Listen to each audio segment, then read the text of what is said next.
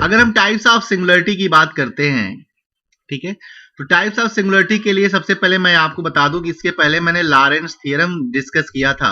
और लॉरेंट्ज थ्योरम क्या था? F Z is equal to summation N is equal to 0 to infinite A N Z minus A to the power N plus 1 to infinity B N Z minus A to the power minus N where 0 is less than mod Z minus A is less than R. ये जो second term है ना right hand side में, इसको हम बोलते हैं principal part of F Z.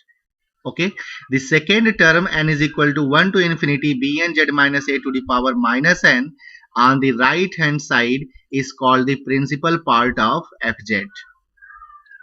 At the isolated singularity z is equal to a. Okay, now there arises three possibility. तीन possibility बन सकती है। पहला ये कि all bn are zero. All B N are zero का मतलब यह है कि फंक्शन के पास प्रिंसिपल पार्ट का कोई भी टर्म नहीं मिलेगा, no term in principal part. इस केस में हम कहेंगे कि सिंगुलरिटी कैसी होगी? रिमूवल सिंगुलरिटी होगी। मतलब एफजेड में अगर प्रिंसिपल पार्ट का कोई भी टर्म नहीं मिल रहा है तो उस केस में सिंगुलरिटी हमारी कैसी होगी? रिमूवल सिंगुलरिटी होगी। और दूसरा ये कि अगर इनफाइनाइट नंबर ऑफ टर्म अगर प्रिंसिपल पार्ट में मिलते हैं तो उस केस में सिंगुलरिटी हमारी कैसी होती है? इसेंशियल सिंगुलरिटी होती है।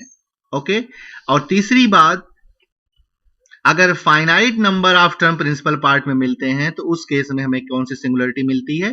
पोल मिलती है। ठीक है, तो ये बात आप ध्यान दीजिएगा। If no term in principal part then removal singularity.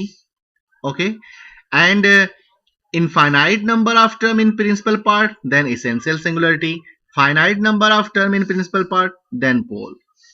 Okay, और ये जो तीन पॉसिबिलिटी है सिंगुलरिटी की ना, ये आइसोलेटेड सिंगुलरिटी की टाइप्स है। ठीक है ना? There are three types of isolated singularity: removal singularity, essential singularity, pole. और अगर नॉन आइसोलेटेड होता है तो उसके आगे हम डिस्कस नहीं करते हैं। Okay,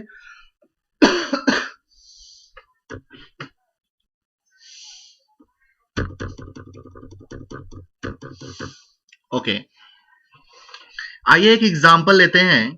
the function sine z minus a upon Z minus A has removal singularity at z is equal to a. ठीक है ना? कह रहा है कि z is equal to a जो होगा ये हमारा रिमूवल सिंगुलरिटी होगा।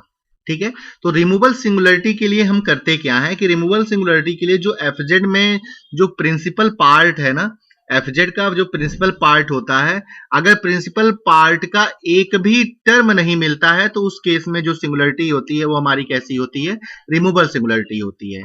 और एक भी पार्ट नहीं है प्रिंसिपल पार्ट का, ये चेक करने के लिए आपको देखना होगा कि z का नेगेटिव पावर मिल रहा है कि नहीं मिल रहा है।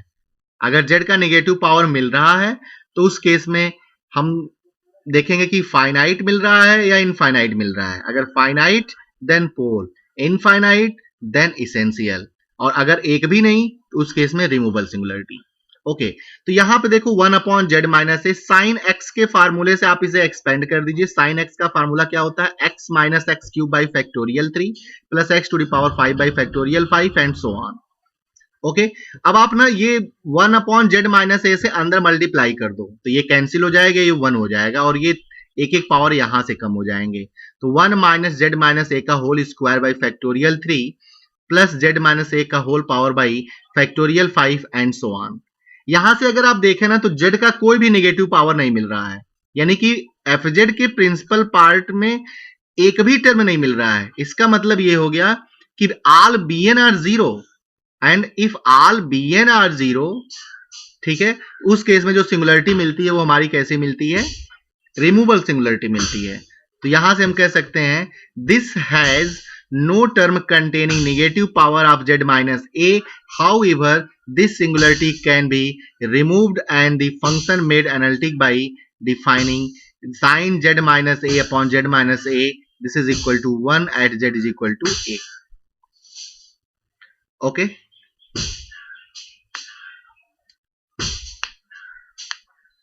ठीक है, आप इसे कैलकुलेट कर सकते हो। Limit Z tending to a पे जब आप कैलकुलेट करोगे ना तो ये इंडिटरमिनेट फॉर्म बन जाएगा 0/0, ठीक है ना। तो उसको आप न्यूमरेटर में डिफरेंशिएट कर लो और डिनोमिनेटर में डिफरेंशिएट कर लो। जब आप डिफरेंशिएट करोगे तो उस केस में ऊपर बन जाएगा cos z minus a upon 1।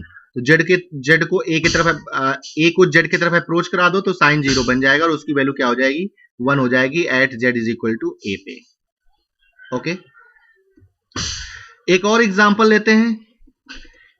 Essential singularity के लिए कहा जा रहा है कि here this series n is equal to 1 to infinity z minus ए का power minus and does not terminate, ठीक है ना। इसेंशियल सिंगुलरिटी में आप देखेंगे कि जो bn की वैल्यू होती है, मतलब प्रिंसिपल पार्ट fz में जो प्रिंसिपल पार्ट होगा उसमें infinite number of term principal part के जरूर मिलेंगे। ओके, जैसे मान लीजिए fz is equal to sine 1 upon Z minus A has essential singularity at z is equal to A because, अब देखो sine 1 upon Z minus A है ना, इसे एक्सपेंड करा दो साइन एक्स के फार्मूले से। जब आप एक्सपेंड कराओगे ना तो 1 upon Z minus A minus 1/3 1 upon Z minus ए का whole cube and so on. तो देखो जेड के पास कितने ऐसे नेगेटिव पावर्स हैं, इसको ऊपर ले जाओ तो infinite number of negative powers of z minus a जरूर एग्जिस्ट करने लगेगा, ठीक है ना, जरूर एग्जिस्ट कर रहा है, ठीक है। तो उस केस में हम कहेंगे has infinite number of term in the negative powers of z minus a. इसी वजह से जो हमारी सिंगुलरिटी होगी वो कैसी हो जाएगी, इसेंशियल सिंगुलरिटी हो जाएगी। ओके